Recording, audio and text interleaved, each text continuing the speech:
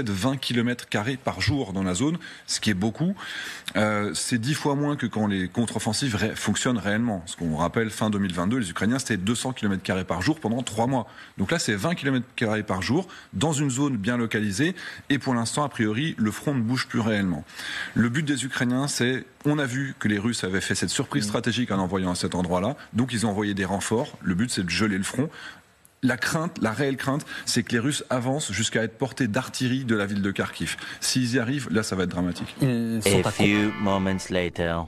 Vous connaissez peut-être, aujourd'hui, c'est la Pâque orthodoxe, il y a une grande tradition, c'est le combat des œufs. Vous voyez où je veux en venir ?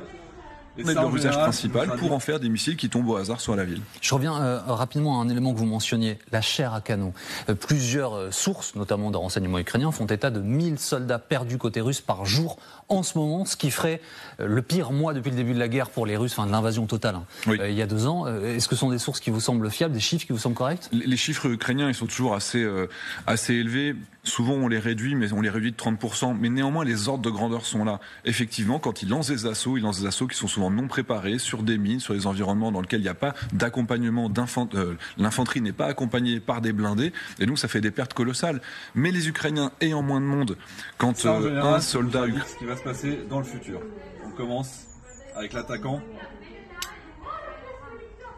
Le Russe a perdu. On essaye l'autre côté. On va voir. Ukrainien contre Russe. Non, le Russe a reperdu. La peinture l'a pas aidé peut-être, mais les Ukrainiens sont intacts. Voilà, ça prouve. On verra. Une bonne année à tous. Allez, joyeuse Pâques.